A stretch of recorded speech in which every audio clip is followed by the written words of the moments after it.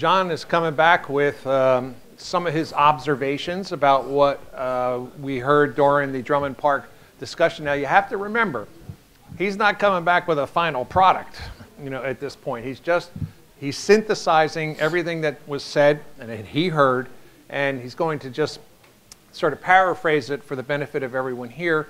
And we can still talk about it. I mean, if once he summarizes it, if you feel that there's still something that's significant or material or needs to be discussed, please feel free, to add. But here, John is just sort of bringing us back, taking all this material. And, I mean, he'll be continuing to refine it after he leaves here, but this is where he stands right now. Yeah, thank you. Yeah, there's a lot of information to collect.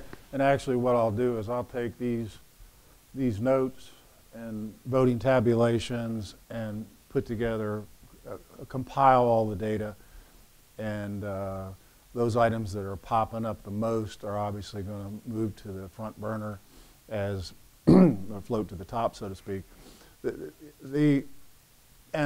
Probably the most interesting thing today, or maybe the most complex thing to solve, and hopefully the process is very important to me anyways, and I think it is to your group, is that we got to keep validating the process. I mean, validating the product.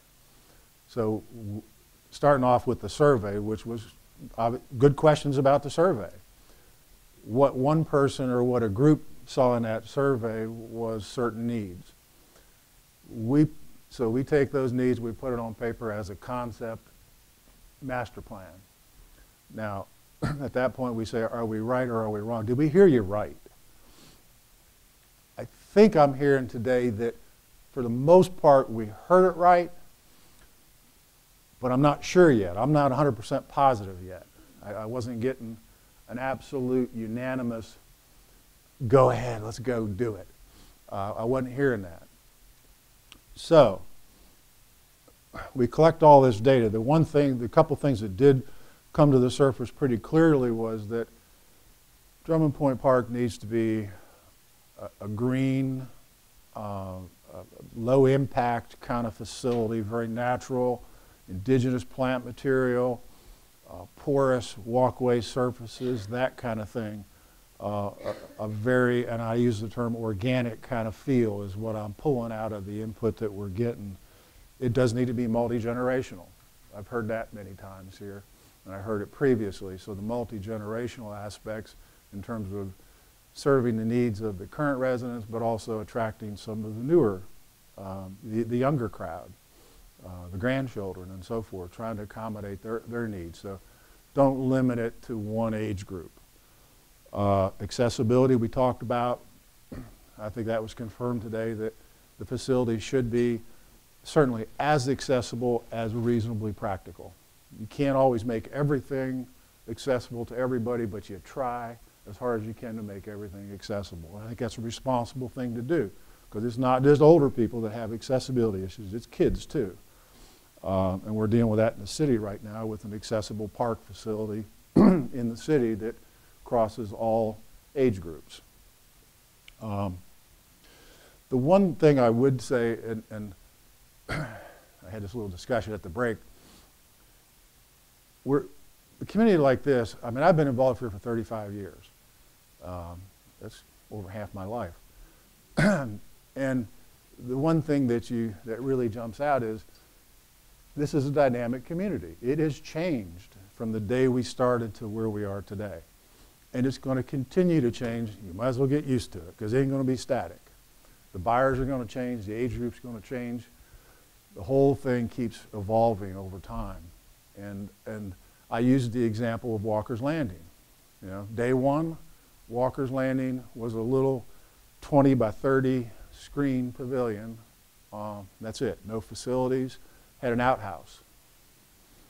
A few years later, the group says, hey, this is a little rough.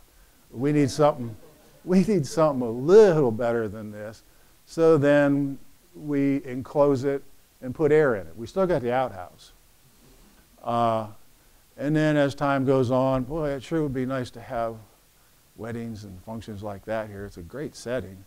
So then we expanded again, and lo and behold, we moved the bathrooms inside. What a concept. So that's a classic case. That's a classic case of evolution based on the needs of the users. I think Drummond Point falls in the same category. It worked in the 70s, but you know, from what I can see and what I'm hearing, it can use a little updating and expand its user base. Because it's a pristine piece of land, it's underutilized. So I just wanted to point that out as just a little observation. Back to the thing about the survey, going back to the validation process, is what I've explained to the committee is you go through this town hall meeting to try to validate and extract more information from the end users. I take all this information back, and based on this information and the master plan, now we embellish it, trying to plug in the elements that we talked about today. Then we come back, just like we would in any other design process, and I worked with a lot of you on homes, and we take it step by step. We don't go to the end product now. We take it to the next step of refinement and say, okay, now here's what I heard the second time around. Here's the product that resultant of that input. Now, throw darts at it again. Tell me what I've done right. What did I hear right? What did I hear wrong? And after you do that 2 or 3 times, hopefully the end product is something. It's tough with a bigger group. Obviously, if I'm dealing one-on-one with somebody, it's a little easier. But bigger group, you're trying to take that consensus, if you can get it, and keep narrowing it down, refining, but you keep asking for validation. It's not my park, it's your park. I'm not trying to paint my picture, I'm trying to paint your picture. So I think at the end of the day, if you follow that procedure, you will have something that hopefully the majority of people buy into and feel like it's a worthwhile investment in time and dollars.